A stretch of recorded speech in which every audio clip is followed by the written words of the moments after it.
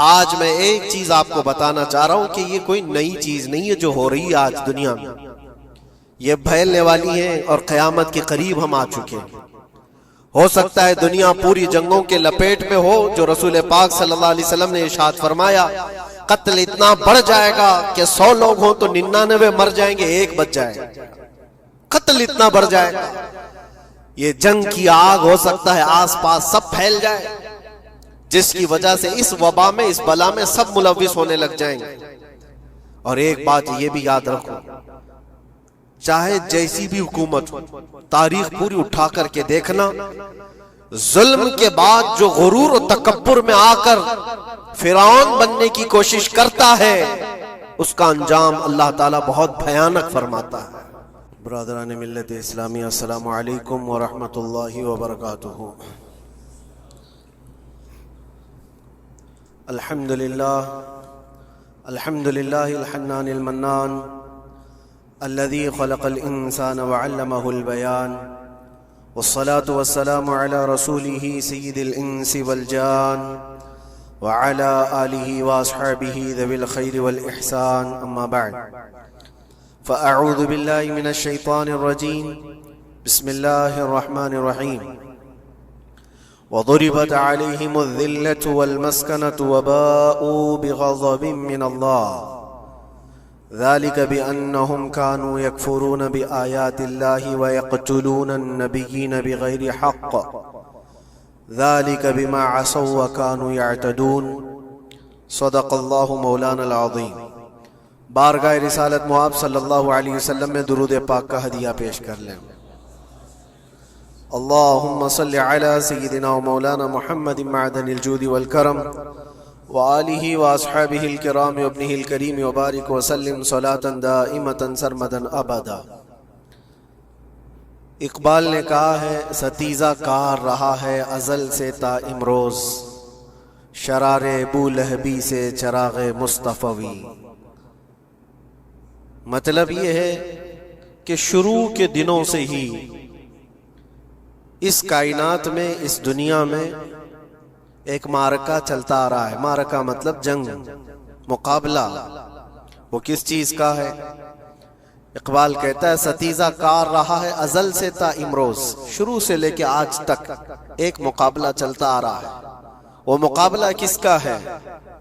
شرار ابو لہبی سے چراغ مصطفی کا۔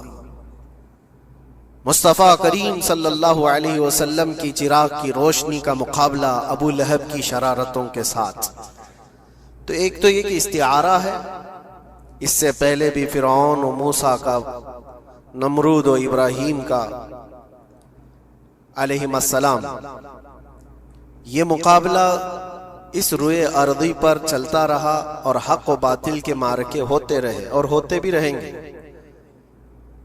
فی زمانہ ہم جو حالات دیکھ رہے ہیں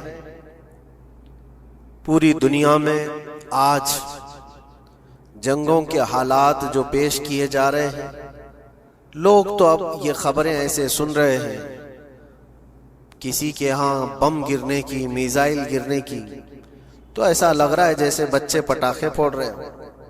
لوگ یہاں خبریں لے کر کے مزے لے لیتے ہیں، پھر فارورڈ کر دیتے ہیں۔ موت اتنی آسان ہو گئی ہے کہ اللہ کے نبی صلی اللہ علیہ وسلم نے 1400 سال پہلے یہ ارشاد فرمایا تھا کہ ایک زمانہ آئے گا کہ حرج بڑھ جائے گا۔ تو صحابہ نے پوچھا تھا یہ حرج کیا ہے؟ تو حضور اکرم صلی اللہ علیہ وسلم نے ارشاد فرمایا تھا کہ قتل بہت زیادہ ہوگا، ایک دوسرے کا قتل اتنا زیادہ ہونے لگے گا کہ لوگ اس کی پرواہ بھی نہیں کرتے۔ آج مجھے آج بتاؤ، دنیا پوری بہت سارے ایشوز پر بیٹھکیں کر رہی ہے، گلوبل وارمنگ پہ ہے، دنیا میں انوائرمنٹ کی چینجنگ پر، موسم کا تاپمان بڑھ رہا ہے، اس پر میٹنگیں ہو رہی ہیں، بڑی بڑی تنظیمیں بیٹھتی ہیں۔ یہ ڈھکوسلا ہے یہ دنیا کا، یہ مغربی دنیا، ویسٹرن کنٹریز کا دکھاوا ہے۔ یہ اینیمل لاورز کو بھی باہر لے کر کے آتے ہیں، ان کو بہت زیادہ کوریج دیا جاتا ہے۔ یہ کتے سے پیار کرنے والا ہے، یہ مرغی سے پیار کرنے والا ہے۔ ظالموں، 40,000 نہیں 50,000 لوگوں کو فلسطین میں تم نے ناحق مار دیا، اس پر کوئی بیٹھک نہیں کرتے۔ موت اتنی آسان ہے انسانوں کی، جنگ جس سے ہے، مقابلہ جس سے ہے، تمہارا آپس میں برابر کی طاقت کا مقابلہ ہو تو سمجھ میں آئے کہ ایک دوسرے کی فوجوں سے مقابلہ ہے، ادھر کی فوج بھی مر رہی، ادھر کی فوج بھی مر رہی ہے، لیکن نہتے بچوں کا کیا قصور؟ بلکہ وہ گود میں آئے ہوئے ابھی جنہوں نے شعور کی آنکھیں بھی نہیں کھولی، دودھ پیتے بچوں کے جو قتل ہوئے ہیں۔ تاریخ میں آپ نے پڑھا ہوگا فرعون نے 12,000 بچوں کا قتل کیا تھا، صرف اس گمان سے کہ اس نے خواب دیکھا تھا بنی اسرائیل میں ایک بچہ پیدا ہوگا جو اس کی سلطنت کو ہلاک کر دے گا۔ خواب کی وجہ سے کاہنوں نے اس کو بتایا تھا، اس نے خواب یہ دیکھا تھا کہ آسمان سے ایک تارا ٹوٹ کر اس کی گود میں گرا اور آگ لگ گئی، تو نجومیوں نے اس کی تعبیر یہ بتائی تھی کہ بنی اسرائیل میں ایک بچہ پیدا ہوگا جو تیری سلطنت کو ہلاک کر دے گا۔ اس ڈر سے بنی اسرائیل میں جو بھی بچہ پیدا ہوتا اس کو قتل کرتا تھا۔ اس نے تقریباً 12,000 بچوں کو قتل کر دیا تھا، اس ڈر سے کہ وہ بچہ تو نہ پیدا ہو جائے جو میری سلطنت کو ہلاک کرنے والا ہے۔ اور وہ موسیٰ علیہ السلام تھے، پیدا بھی ہوئے اور فرعون کے گھر میں ہی پلے، اللہ کا نظام ہے۔ لیکن میں یہاں اس لیے بتا رہا ہوں، فرعون ظلم میں پوری دنیا میں مشہور ہے، وہ عورتوں کو بھی ظالم اس طرح سے مارا ہے کہ جس کی تاریخ میں مثال نہیں ملتی۔ لیکن میں نے اپنی زندگی میں دیکھا، آج کے زمانے میں اسرائیل نام سے ایک ناجائز حکومت پر قابض شخص نے 12,000 نہیں 50,000 لوگوں کو سال بھر میں قتل کر دیا۔ یہ تاریخ کا بھیانک چہرہ ہے۔ آج لوگ اس کو ہلکے میں لے رہے ہوں گے، نیوز والے ایک طرفہ رپورٹ کرتے ہیں کیونکہ ان کو ان کے باپ داداؤں سے ڈر ہے، جہاں کی کھاتے ہیں وہاں کی گاتے ہیں۔ لیکن بعد کو یہ سچائیاں جنریشن میں منتقل ہوتی رہیں گی، کبھی تو آئے گا کوئی انصاف کی نظر رکھنے والا۔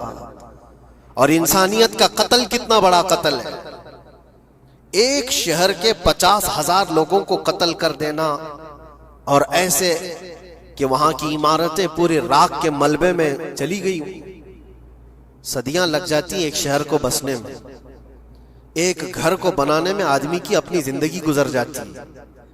کیا کیا ارمانوں سے گھر بناتے ہیں، لیکن ایک پل میں کسی کا گھر اجاڑ دیا، اس کے سامنے تڑپتے ہوئے اس کے باپ کی لاش ہو، ماں کی لاش ہو۔ وہ تصویریں کہ آپ نے نہیں دیکھی کہ ایک باپ چھوٹی سی بیٹی کو لے کر کے دوڑ رہا ہے تو اس کا بیٹا الگ پیر اور ہاتھ جلے ہوئے بم سے تڑپ رہا ہے، وہ کس کے درد کو دیکھے۔ یہاں تک کہ میں نے دیکھا کہ بیٹی کو باپ یہ نصیحت کر رہا ہے، تھوڑا اور صبر کر لے بیٹا، شہادت ملنے والی ہے۔ کون کرتا ہے یہ؟ موت سے پہلے اپنے بچے کو اتنی تلقین کر دے۔ حالات ایسے، دوسرے ایک کہ وہاں پر کھانے پینے کی ایڈ کوئی جا نہیں سکتی، اس پر پابندی، دوائیاں نہ جائیں اس پر پابندی۔ دنیا کا کوئی قانون اس چیز کو جائز ٹھہراتا ہے؟ مجھے بتاؤ، آتنکواد کا راگ الاپنے والے ان باتوں کو کیا کہیں گے؟ انسانیت اگر کہیں ہے تو اس کا تصور تو کرو۔ کسی کے فنڈامنٹل رائٹس ہوتے ہیں، بیسک رائٹس ہوتے ہیں، کھانا پینا، یہ اس کا انسانی حق ہے۔ دشمنی تم سے جن کی ہے ان کے ساتھ مقابلہ کرو، عام شہریوں کے ساتھ نہیں۔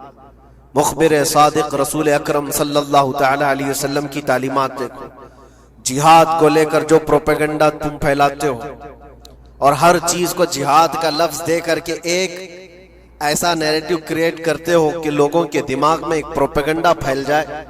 آؤ میں سناتا ہوں، رسول پاک صلی اللہ تعالی علیہ وسلم جب صحابہ جہاد میں جاتے تو ان کو کن باتوں کی تلقین کرتے تھے؟ سب سے پہلے مجاہدین صحابہ سے کہتے جس جگہ تم جا رہے ہو مقابلہ تمہارا جن کے ساتھ ہے انہی سے مقابلہ کرنا، جو تمہارے خلاف تلوار اٹھائے اس کے خلاف تم تلوار اٹھاؤ، اور راستوں پر بیٹھے ہوئے بوڑھوں کو ہاتھ نہ لگانا، کسی عورت کے ساتھ چھیڑ چھاڑ نہ ہو، حاملہ عورتیں اگر قید میں آ جائیں تو انہیں چھوڑ دینا۔ یہ حضور پاک صلی اللہ علیہ وسلم کی تعلیمات ہیں۔ حتیٰ کہ رسول کریم صلی اللہ علیہ وسلم نے یہ فرمایا جس شہر میں تمہارا غلبہ ہو جائے، تم غالب آ گئے وہاں کی فوج پر، تو وہاں کے رہنے والوں کے بچوں کو نہ ظلم کرنا، ان کو نہ پکڑنا۔ پھر تعلیمات میں یہ ہے وہ چاہے جس مذہب کے بھی لوگ ہیں ان کے معبدوں کو، ان کی عبادت گاہوں کو ختم نہیں کرنا، ان کی عبادت گاہوں کو توڑ پھوڑ نہ کرنا جس شہر میں تم جا رہے ہو۔ یہاں تک کہ حضور اکرم صلی اللہ علیہ وسلم کی تعلیمات تو دیکھو، حضور یہ تک فرماتے تھے مجاہدین صحابہ کو کہ جس شہر میں تم جا رہے ہو وہاں کے درختوں کے پتے بھی نہ اکھاڑنا، درختوں کو بھی نہ نقصان پہنچانا۔ جنگی تعلیمات کو آج کوئی نظر میں نہیں رکھتا ہے۔ دنیا کہتی ہے کہ جنگ کے دوران بھی کچھ اصول ہوتے ہیں، لیکن کوئی اصول نہیں۔ ہم نے دیکھا ہے جس کی طاقت ہے اس کا بول بالا ہے، یہ دنیا ان کے خلاف کبھی کوئی بات نہیں کرتی۔ آج سے تقریباً 20 سال پہلے بھی عراق کی کیا حالت تھی آپ نے دیکھا ہوگا، ایک جھوٹے پروپیگنڈے کی وجہ سے پورے عراق کو تباہ کیا گیا، آج تک وہ سنبھل نہیں پایا ہے۔ نیوکلیئر پاور عراق کے اندر موجود ہے، اس کے ری ایکٹر وہاں پر موجود ہے، کیا کیا چیزیں اس زمانے میں پھیلائی گئی، سوشل میڈیا تو نہیں تھا اتنا۔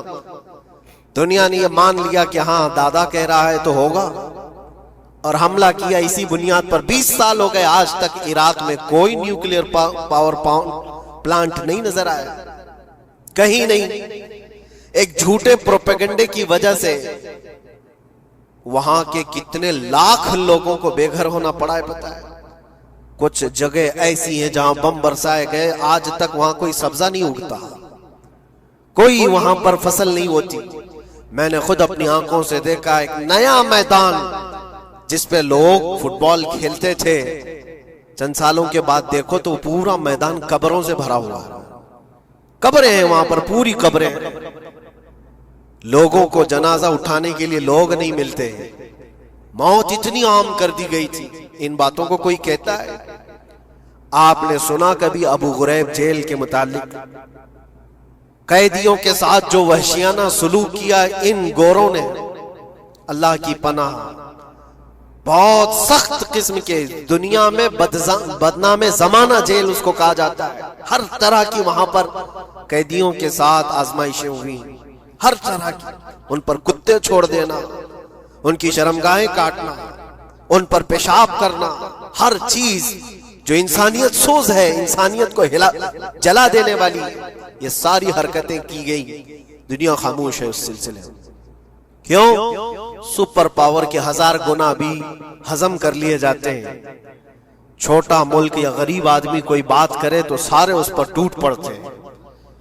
آج میں ایک چیز آپ کو بتانا چاہ رہا ہوں کہ یہ کوئی نئی چیز نہیں ہے جو ہو رہی ہے آج دنیا میں، یہ پھیلنے والی ہے اور قیامت کے قریب ہم آ چکے ہیں۔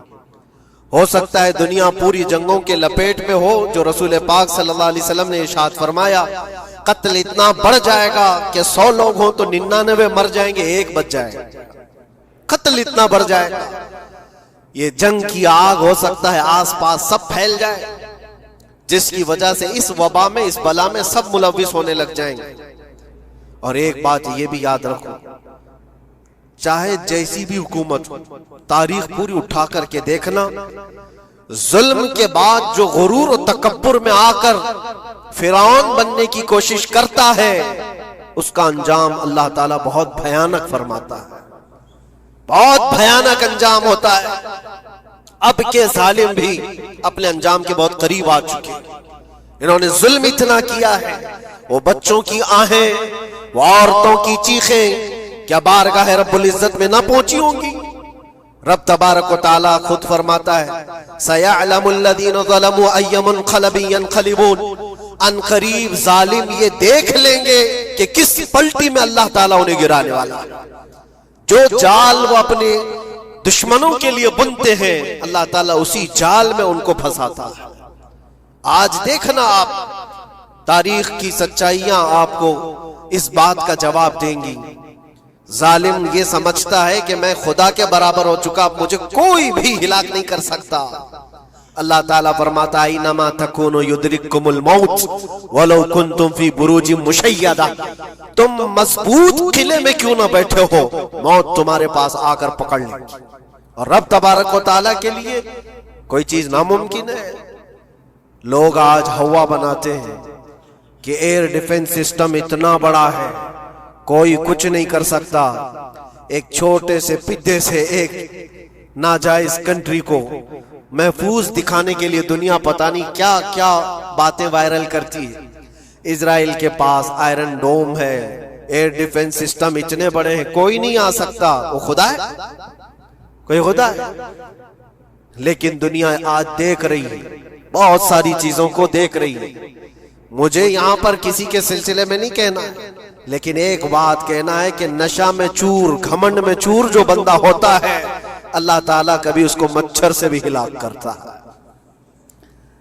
بہت بڑی طاقت کا اس سے مقابلہ ہونا ضروری نہیں، تمہارے پاس ہوگا بہت بڑا سسٹم، لیکن رب تبارک و تعالیٰ جب انتقام لے لے تو پھر تمہارے لیے بہت بڑی طاقتوں کی ضرورت نہیں۔ آپ کو میں تاریخ بتاؤں، عراق میں نمرود ایک زمانے میں اس طرح کی حرکت کیا تھا کہ اس نے ایک بہت بڑی عمارت بنائی تھی، اور اس کے مطابق بات یہ تھی کہ وہ 1000 لوگوں سے تنہا لڑ سکتا تھا، اتنی اس کی طاقت تھی۔ شیر سے خود مقابلہ کرتا تھا، کبھی ڈرتا نہیں تھا۔ نمرود کی طاقت مشہور تھی اس زمانے میں، اور سارے لوگ اس کی طاقت کا لوہا مانتے تھے، حتیٰ کہ وہ کبھی اپنی زندگی میں بیمار نہیں ہوا تھا۔ آدمی جب بیمار نہیں ہوتا تو اس کا غرور بڑھ جاتا ہے، سوچتا ہے مجھے کچھ ہو نہیں سکتا۔ نمرود نے اس کے بعد یہ دیکھا ساری دنیا میرے قبضے میں ہے، طاقت و دولت کے ذخیرے سب اس کے پاس سے، لیکن ایک چیز نہیں تھی، موت پر کنٹرول۔ اس کو کیسے کیا جائے کنٹرول؟ یعنی مرنے سے بچ تو نہیں پائے گا، یہ کنٹرولنگ پاور بھی ہمارے پاس ہونا چاہیے۔ اس نے ایک بہت بڑی عمارت بنائی، کہا کہ خدا آسمانوں میں ہوتا ہے، ہم اتنی بڑی عمارت بنائیں گے کہ ان عمارتوں پر چڑھ کر خدا کو للکاریں گے۔ آجا میں مقابلہ کرتا ہوں، اور مقابلہ کر کے میں خدا کو گرا دوں گا کسی بھی طرح سے۔ اگر مجھ سے نہ ہو سکے تو پوری فوج کو تیار کروں گا، خدا سے لڑائی لڑ کر کے ایک بار وہ موت اور حیات کا پاور اپنے ہاتھ میں لے لیں گے، پھر ہم کو جب تک چاہے جینا ہے۔ کہاں کی خام خیالی!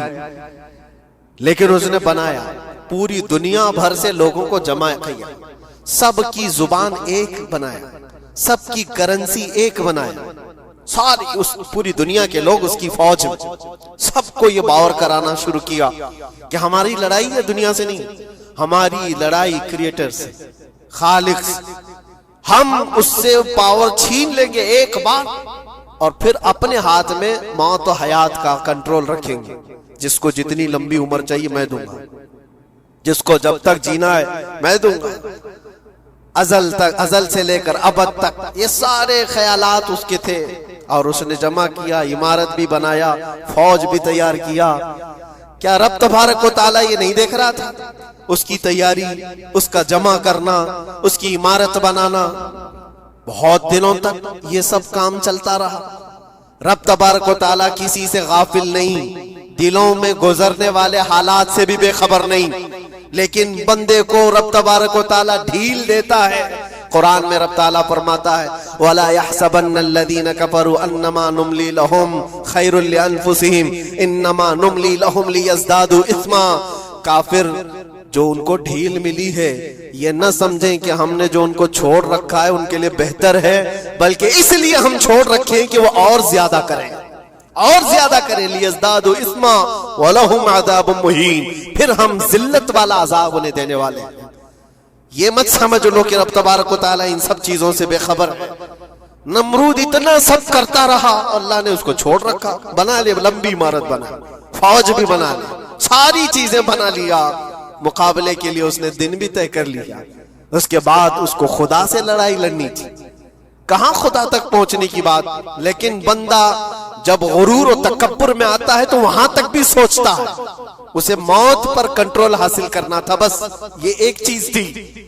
پھر جب وہ دن آیا، کتابوں میں ملتا ہے اللہ تبارک و تعالیٰ نے فرشتے اس کی جو تعداد ہے اس کا کسی کو علم نہیں. بارش کے جتنے قطرات گرتے ہیں نا ایک ایک فرشتہ بوند لا کر رکھتا ہے. اب آپ اندازہ کر سکتے ہیں فرشتوں کی تعداد کتنی ہو سکتی. اس میں جو بڑے فرشتے ہیں وہ جبرائیل، میکائیل، اسرافیل اور اسرائیل علیہم السلام، جو سردار ملائکہ ہیں، فرشتے ہیں. ان کے اپنے اپنے کام ہیں، بہت پاورفل فرشتے ہیں. ان کی بات نہیں کر رہا. کسی ایک عام فرشتے کو رب تبارک و تعالیٰ نے بلایا اور فرمایا جاؤ زمین پر ہمارے ایک بندے نے ہم سے لڑائی کا ارادہ کر لیا. اس کی طاقت و قوت اور اس کی جمع شدہ ساری چیزوں کو دیکھ کر کے آؤ.